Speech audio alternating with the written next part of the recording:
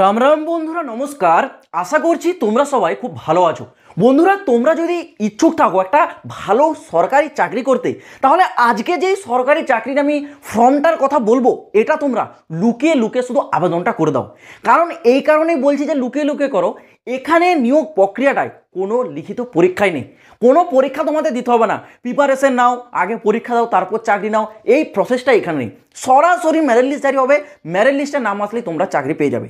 আর এটা হচ্ছে এমন একটা চাকরি যেখানে প্রথম মাসেই স্টার্টিং স্যালারি দেওয়া হবে 30,000 টাকা। বুঝতে পারছো?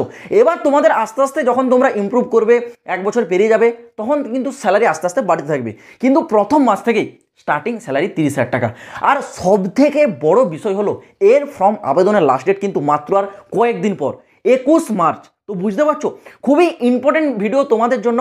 আর এই ভিডিওটা কাদের জন্য আগেই বলে রাখি, যদি তোমরা জেনারেল ক্যান্ডিডেট হয়ে থাকো, তোমাদের বয়স যদি 35-এর মধ্যে হয়ে থাকে, কিংবা তোমরা যদি এসটি এসসি হও, তোমাদের বয়স যদি 40-এর মধ্যে হয়ে থাকে, পুরো ভিডিওটা কমপ্লিট দেখো। কারণ তোমাদের জন্য এটা কিন্তু একটা লাইফ চেঞ্জিং ভিডিও হতে পারে। এই রিক্রুটমেন্ট সম্বন্ধে ম্যাক্সিমাম থেকে ম্যাক্সিমাম ক্যান্ডিডেট জানেই না। ম্যাক্সিমাম ক্যান্ডিডেট এখন ছুটে যাচ্ছে এই রেলওয়ের পেছনে, কেউ ছুটছে এসএসসি, কেউ ছুটছে ব্যাঙ্কিং সেক্টর, এইসবের দিকে। তো এটা হচ্ছে একটা সিক্রেট রিক্রুটমেন্ট, লুকিয়ে লুকিয়ে ফর্মটা আবেদন করো।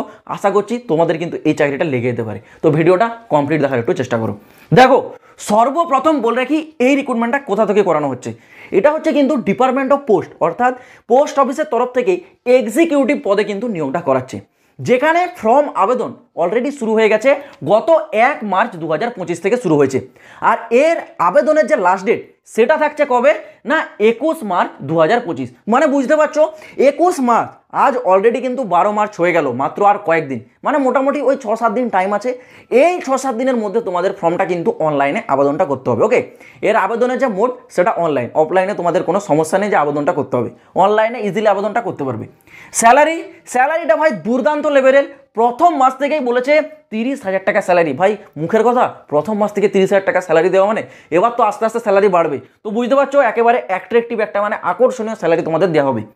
বয়স সীমা কারা কারা আবেদন করতে পারবে দেখো, যদি তোমরা জেনারেল বা যদি তোমরা ইডাব্লিউএস হয়ে থাকো, তোমাদের বয়স যদি থাকে 21 থেকে 35-এর মধ্যে, অনায়াসে তোমরা ফর্মটা আবেদন করতে পারবে।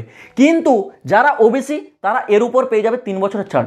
আর যারা এসটি এসসি, তারা এই বয়সের উপর আরও পেয়ে যাবে 5 বছরের ছাড়। এটা হচ্ছে তোমাদের বয়স সীমা। এর মধ্যে বয়স থাকলে অনায়াসে ফর্মটা আবেদন করে দাও।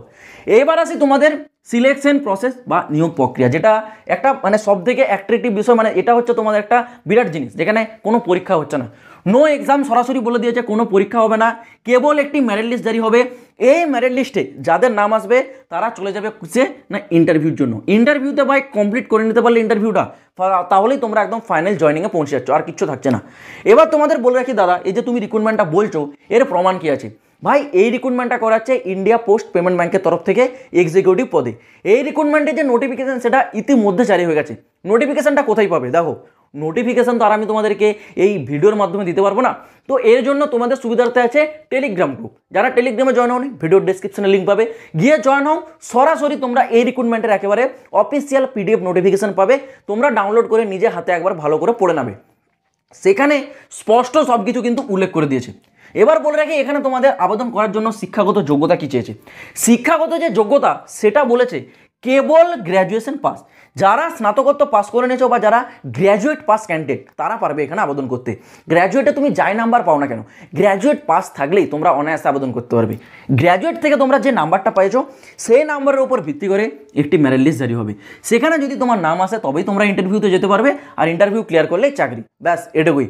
এইবার তোমাদের বলে রাখি, এখানে অ্যাপ্লিকেশন ফিয়ের ব্যাপারটা দেখো। অনলাইনে যখন আবেদন করতে যাবে, অ্যাপ্লিকেশনে কিছু ফি তোমাদের দিতে হবে। কোন ক্যাটাগরির ক্ষেত্রে কত টাকা একটু দেখো। যারা ইউআর আছো, যারা ওবিসি আছো, তোমাদেরকে দিতে হবে 750 টাকা অ্যাপ্লিকেশন ফি।